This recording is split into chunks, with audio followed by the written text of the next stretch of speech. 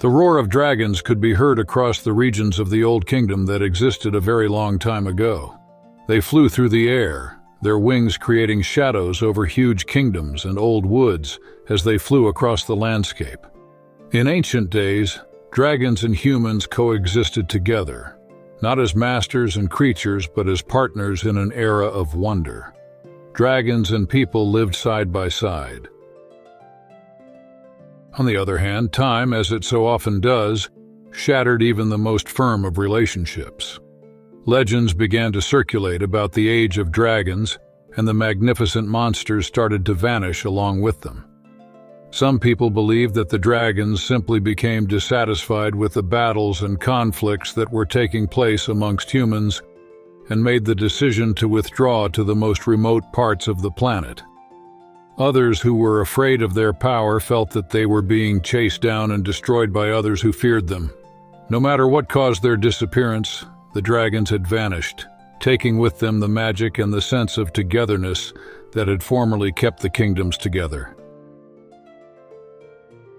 One such state was the state of Lizoria, which was famed for its strategic position and robust commerce.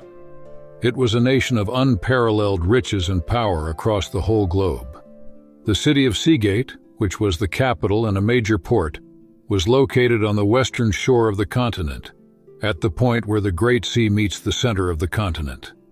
Because of its position, Lysoria became an important hub for commerce routes that connected far-flung kingdoms and empires, and connected them by land and water. More than merely a city, Seagate, the capital of Lysoria, represented wealth and power. The city stretched out down the shore, its skyline dominated by tall spires, great palaces, and busy markets. From sleek commercial boats to navy ships, the wide port was dotted with ships of all kinds and designs. Traders, sailors, and merchants from all throughout the known globe traded products, tales, and coins on the always busy docks. Seagate's architectural riches was clear. Polished marble buildings, cobblestone streets, and fountains covered in elaborate sculptures. The city was a cultural melting pot, where unusual pleasures and exotic things abound. Through Seagate's busy marketplaces went spices from the southern deserts, silks from the eastern empires, and precious metals from the northern highlands. The royal palace, a wonder of beauty and engineering right in the center of the city, stood nestled within verdant gardens and strengthened fortifications. The palace housed King Alden IV of Lysoria. Treasures from all throughout the globe decorated the large halls of the palace, thereby reflecting the immense impact and reach of the monarchy. Seagate's success came from the Lysorian fleet, among the most powerful in the world, as much as from its prime position. This strong fleet kept piracy under control and safeguarded the commerce routes of the kingdom, therefore preserving Lysoria's riches. Around Lysoria were various surrounding kingdoms, each with distinct qualities and interactions with the rich port state. The Kingdom of Drakmor, past the tough Greystone Mountains to the north of Lysoria. Drakmor was a kingdom renowned for its steep terrain and fierce fighters. Having adjusted to living in a place of bitter winds and snow-covered peaks, the inhabitants of Drakmor were sturdy and strong. Though its terrain was difficult, Drakmor was rich in natural resources, especially iron and rare jewels, which made it a profitable trade partner for Lysoria. Nevertheless, the connection between Lysoria and Drakmor was one of mutual respect rather than friendship, as the Drakmorians were proud people who appreciated their freedom. Capital Ironhold, a fortification city cut out on the side of a mountain with renowned blacksmiths and unbreakable walls. The Kingdom of Ilaria, overlooking the large verdant plains east of Lysoria. Ilaria was a place of attractive villages, rich farms, and undulating hills. Its great agricultural output earned it the moniker breadbasket of the continent. The peaceful Ilarians were expert in farming, weaving, and handicraft work. With Ilarian grain, textiles, and cattle pouring into Lysoria's marketplaces, Ilaria and Lysoria had a strong partnership wherein Lysorian commodities and protection supported Ilaria's economy. Trade and diplomacy helped to create a long-standing peace between the two kingdoms, hence strengthening their mutually beneficial connection. Capital Greenvale, a little city surrounded by verdant farms noted for its great harvest celebrations and energetic markets. The Kingdom of Zahira, to the south over the Burning Sands Desert. Zahira was a unique and enigmatic land ruled by old towns, oases, and great deserts. Particularly in spices, incense, and rare jewels, the Zahirans were renowned for their commercial acumen. Traveling tremendous miles over the desert, caravans from Zahira would reach Lysoria carrying items much sought after in the marketplaces of Seagate. Lysoria and Zahira had a mostly economic connection, as both kingdoms gained from the trade of products and culture. But commerce with Zahira was a dangerous trip over the burning sands and the tough desert landscape. Capital Sunspire, a lavish metropolis, constructed around a large oasis noted for its tall minarets, busy bazaars, and complex architecture. 5 Tarantium's free cities, to the west over the narrow sea. Varantium was an assembly of sovereign city-states strewn along the coast of a far-off nation, not a single monarchy. Each run under its own council of merchants and nobility, these free cities were hubs of commerce, knowledge, and art, often vying with Lysoria for control of maritime trade channels. The merchants were accomplished traders and sailors. While Lysoria had a formidable fleet, the free cities maintained their dominance by depending on their shrewdness and financial sense. Lysoria and the free cities had a rivalry that was characterized by sporadic maritime clashes, but also rich trading deals. On the outskirts of Lysoria stood a modest castle that protected the kingdom from pirates and seaborne invasions. Sir Cedric was born and raised in the harsh, rocky terrain of this stronghold called Stormwatch. His father's stern but moral teachings, as well as the rugged beauty of the surrounding countryside, shaped his life into one of discipline, honor, and adventure. Cedric's family's ancient home, Stormwatch Keep, was a lonely stronghold atop the cliffs facing north. The keep was a bastion of Lysoria's defense, protecting the kingdom's northernmost borders from raiders and invaders, more than just a home. Centuries of storms and conflict had worn down Stormwatch's high, sturdy walls. The surrounding countryside was wild and untamed, with forests that stretched like a dark sea of green. Life in Stormwatch was simple and austere. While not as grand as the palaces of Seagate, the keep was sturdy and well-maintained, representing the ideals of the family. Tough and loyal, the villagers, soldiers, servants, and townsfolk were united by the hostile environment and the need to be on guard. Renowned for his fighting skills and unforgiving sense of duty, Cedric's father, Lord Alistair, was a strict and experienced warrior. Cedric was trained in the ways of combat from the start. His father believed that a knight's strength came from his head and soul as much as from his sword. From the moment he could lift a weapon, Cedric developed his swordsmanship. Until his muscles ached and his hands were calloused, his training was relentless, with hours spent practicing strikes, parries, and movements. Emphasizing precision and discipline, Lord Alistair taught Cedric that fencing was about control and knowledge of the enemy, not just strength. Riding was another important skill. Cedric was taught to ride as soon as he could walk.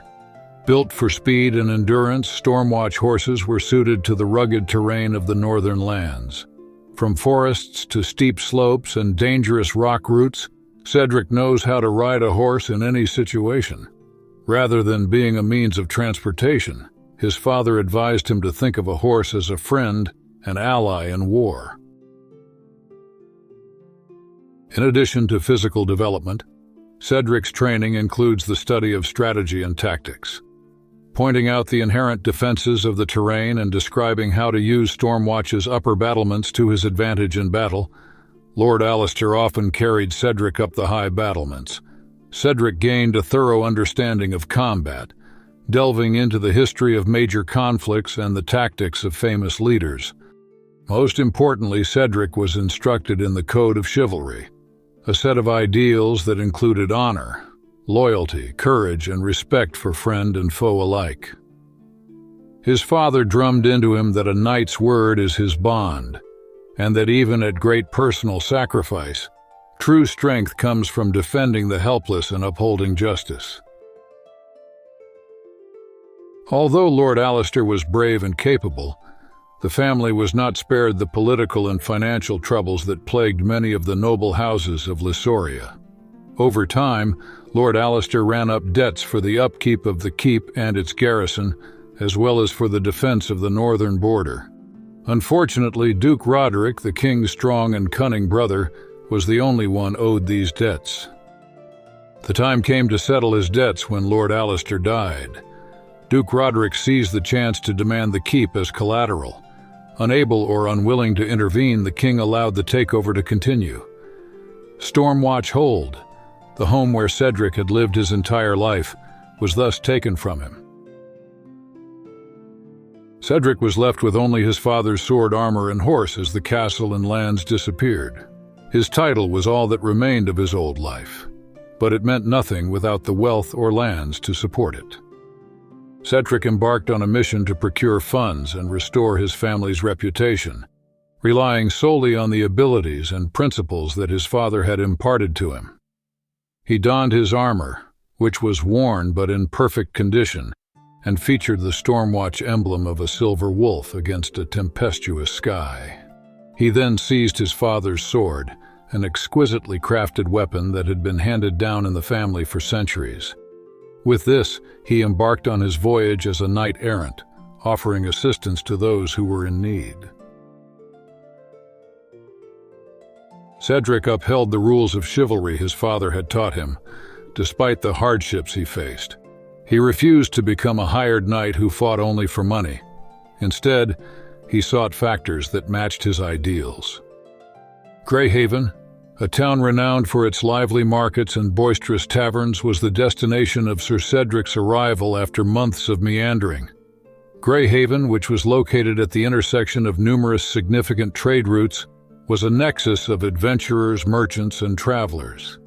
The tavern was a location where news from all corners of the kingdom and beyond was exchanged, frequently exaggerated in the dim light over glasses of ale. Cedric entered the Old Crow Tavern on a cool evening, a popular gathering place for the town's edgier population. The tavern was dimly illuminated, with the warm light of the hearth casting flickering shadows across the room. The air was dense with the earthy aroma of the firewood, spilling ale and roasting meat. The space was filled with the sounds of boisterous conversation, laughter, and the clinking of cups, resulting in a vivacious yet somewhat tumultuous ambiance. Cedric sat at a corner table in order to temporarily escape the chill and the fatigue of the journey. He was content to observe the diverse conversations that were occurring in his vicinity, and he ordered a straightforward meal and a tankard of ale. Merchants, enthusiastic young adventurers, weathered mercenaries, and even a few off-duty soldiers were present in the tavern. They each had their own narratives to share, and Cedric, who was perpetually on the lookout for an opportunity to demonstrate his abilities, listened attentively. As the evening progressed, Cedric's gaze was directed toward a group of men who were congregating around an elderly, weathered traveler, who was evidently the focal point of the group. The man's eyes were luminous with the illumination of an individual who had witnessed a greater portion of the world than the average individual, and his beard was long and unkempt. His voice was gruff and gravelly, yet it emanated a sense of authority that effectively silenced those in his vicinity. Now, I've seen many things in my time, the elderly man initiated, bending forward conspiratorially. But nothing as terrifying or as tantalizing as the red worm of the Ember Peak Caverns. The mention of a dragon caused Cedric's ears to wake up. He had, of course, heard stories about dragons before. However, they were typically disregarded as fables or exaggerations. Nevertheless, Cedric's attention was drawn to the man's solemn and unwavering demeanor. One of the younger adventurers at the table requested, "Tell us more, old man. evidently captivated by the narrative. Is it accurate? Is the beast truly real?" The elderly man nodded solemnly. Yes, it is true. The red worm is not a folk tale. An ancient dragon that has lived for centuries, if not longer, is believed to be the last of its kind. Its exhalation is said to have the ability to dissolve stone and transform a man into charcoal in an instant, and its scales are the color of molten magma. The man's group fell mute as the word's significance began to sink in. Cedric's curiosity was aroused as he reclined in his chair. The treasures it guarded could be the solution to his mission, and a dragon, if it truly existed, would be an adversary worthy of a knight's blade. "Where does this dragon live?" Cedric inquired, his voice overpowering the crowd's collective murmur. The knight was sitting alone in the corner, which caught the group off guard. They turned to observe him. The old man's gaze met Cedric's, and for a brief moment there was a silent exchange of comprehension between two men who had both experienced their fair share of peril. The Ember Peak Caverns? The elderly man responded by gesturing with his hand, as if he were tracing a map. In the shadow of the Iron Fang Mountains, far to the northeast, beyond the borders of Lysoria. It is a perilous voyage, young man. The road is extensive, and the dragon is not the sole guardian of the caverns. They assert that the land is cursed, wild, untamed, and inhabited by animals and other dreadful creatures. And the treasure? Cedric continued, realizing there was more to the tale. The old man's eyes were ablaze with fear and greed. They claimed the Red Viper's treasure was vast, consisting of gold, jewels, and artifacts from bygone eras. However, none of them ever returned.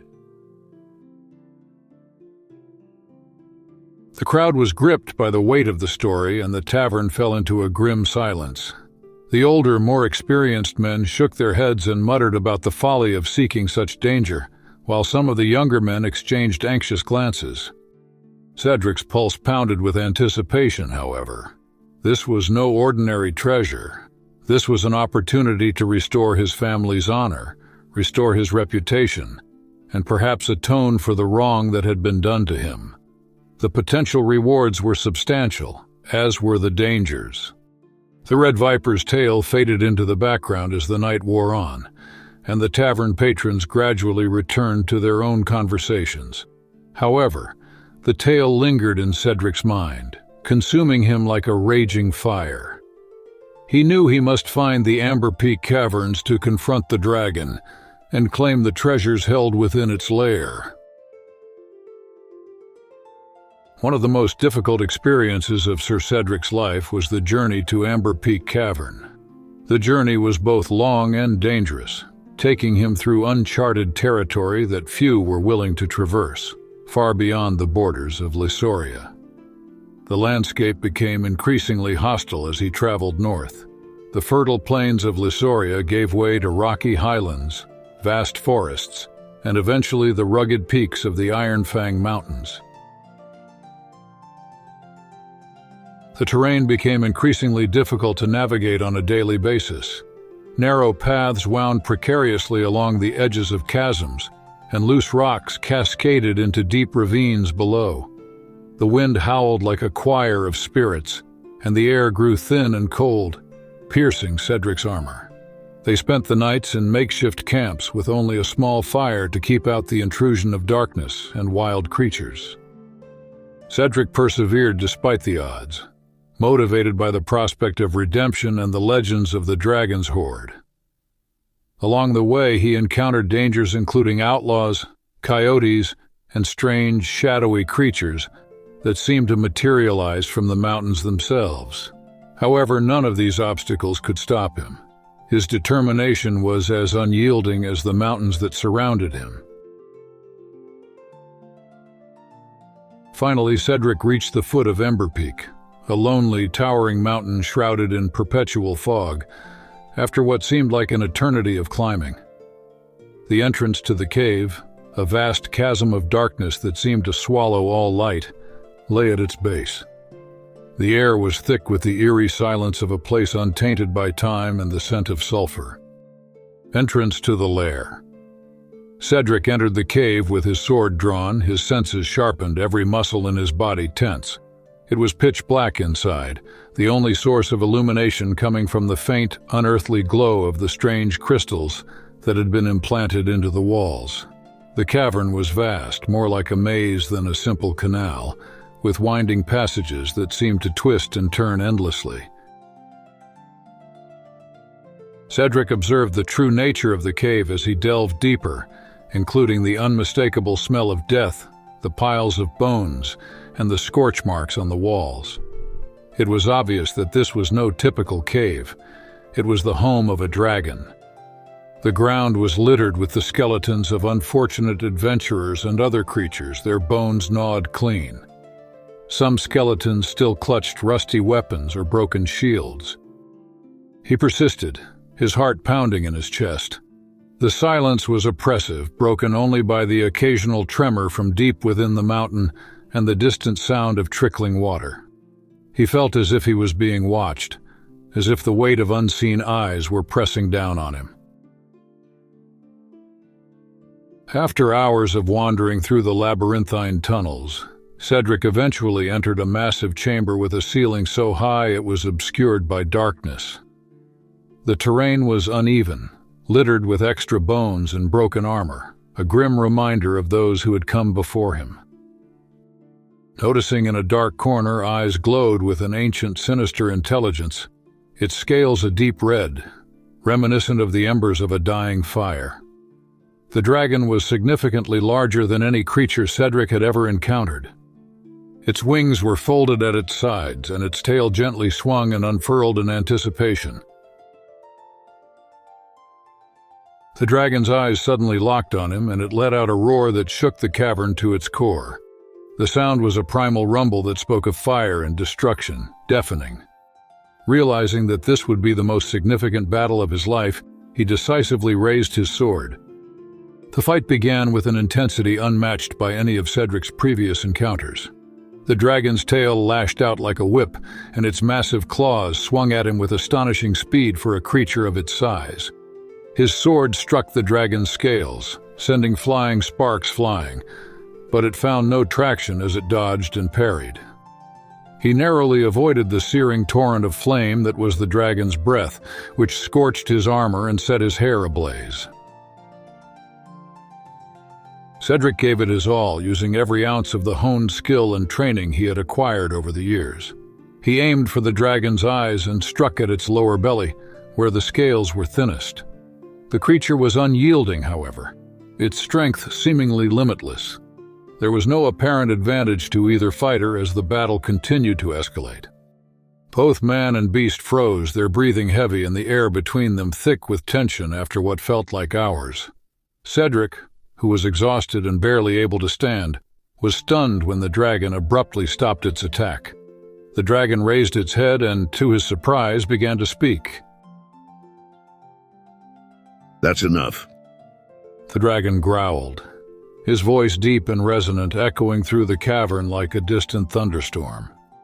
"Why did you come here?" Cedric's sword dropped for a moment as he stared in disbelief. He had never considered the possibility that a dragon could communicate, let alone offer a truce. He paused, his voice hoarse with strain as he asked, You can speak? The dragon's laughter was both menacing and oddly humorous. "I am capable of communicating with humans, of course. I am not a mindless beast. I have seen kingdoms rise and fall, and I have witnessed countless humans come here. But few have fought as hard as you, and none have lived as long." As Cedric stood before the massive dragon, Still catching his breath after the intense battle, the beast continued. I am Vorganax, last of the Ember Worms. The dragon introduced himself, his voice a deep rumbling growl that echoed off the cavern walls. Tell me, knight, what makes you seek such a fate? What brings you to my lair? Cedric, still wary, straightened and met the dragon's gaze. I am Sir Cedric of Stormwatch. I come seeking the treasure that is said to lie within your lair. My father's castle has been taken from me, and I need the wealth to reclaim it, to restore my family's honor. At this, Vorganax let out a low, rumbling laugh, a sound that was both menacing and oddly amusing. Treasure, you say? You think to repay what is lost with gold and jewels?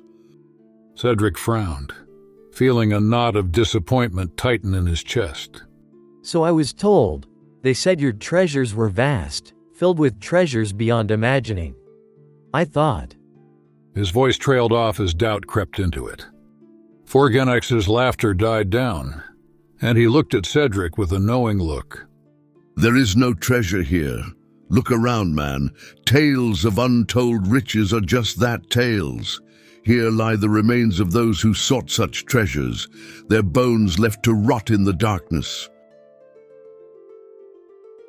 Cedric felt a wave of disappointment wash over him. All the dangers he had faced, all the sacrifices, for what? Nothing but bones and broken dreams. He hung his head, the weight of his failure settling on his shoulders. Then I have come all this way for nothing. But Vorganax's eyes gleamed with something more than pity. Not necessarily. You came here seeking wealth and power to reclaim what was lost. I may not have the riches you seek, but I can offer you something far greater, the chance to find what you truly desire. Cedric looked up, confused. What do you mean? The dragon shifted, its massive frame arching slightly, and leaned closer. I offer you a deal, knight. You see, I have not seen anyone like myself in many centuries. My kind are gone, and I have lived alone for too long. The world has changed, and I have grown tired of this cave, of guarding bones and living with bats. You, however, have shown strength, courage, and a purpose that intrigues me. Cedric frowned. What deal? Vorganax's eyes, glowing like molten lava, stared at Cedric. I will accompany you on your journey. Together we will seek out other dragons, if any still exist. Perhaps in our travels we will find what you seek to reclaim your father's castle and restore your family's honor. In return, you will be my companion, and I will be yours. I will aid you in your quest, and you will aid me in finding what remains of my kind. Cedric was stunned. Why would you wish to help me? What can you gain from this? The dragon's voice softened, almost thoughtful. I am alone, Cedric of Stormwatch, the last of my kind, and there is none left to share the heavens and earth with us. I have lived for centuries, watching the world pass by from this cold, dark cave. But in you, I see a kindred spirit, one who has lost much, yet still strives for a purpose. I am tired of being alone. If you agree, perhaps together we can find something more. Cedric considered the dragon's words. It was an offer unlike any he had ever expected, and yet it resonated with him. The thought of having a dragon as his companion, a being of such immense power and knowledge, was both terrifying and exciting. Moreover, the dragon's loneliness struck a chord with him. He had lost his family, his home, and he too knew what it was like to be alone. Finally, he nodded. Very well, Vorganax. I accept your offer. We will journey together, and perhaps in that journey we will both find what we seek. The dragon's expression changed to one of approval. Then take this, Vorganax said, holding out one of his great claws. In it he held a simple medallion, unadorned and plain, save for the image of a dragon etched into its surface. This medallion will serve as a link between us. Wear it, and it will allow me to feel your presence wherever you are. In times of danger, I will come to your aid, and through it, you will be able to communicate with me. Cedric pulled the medallion from the dragon's claw. It was surprisingly light, made of a smooth, dark metal that was cool to the touch. The dragon etched into its surface was finely detailed, its wings spread as if ready to fly. Despite the simplicity of its design, the medallion radiated a quiet strength. He placed the medallion around his neck, the metal pressing against his chest. The moment it touched his skin, he felt a faint warmth, as if a bond had been forged between him and Vorganax. "I will wear it well," Cedric said, meeting the dragon's gaze. Vorganax nodded, his eyes shining with deep ancient wisdom. Then let us begin our journey, Sir Cedric. Together we will explore the world, find my kin, and reclaim what you have lost. And so in the heart of Ember Peak Cave, a pact was made between a knight and a dragon, two souls bound by loss and a common purpose. Together they would set out on a journey that would take them to the farthest reaches of the world, facing countless dangers along the way.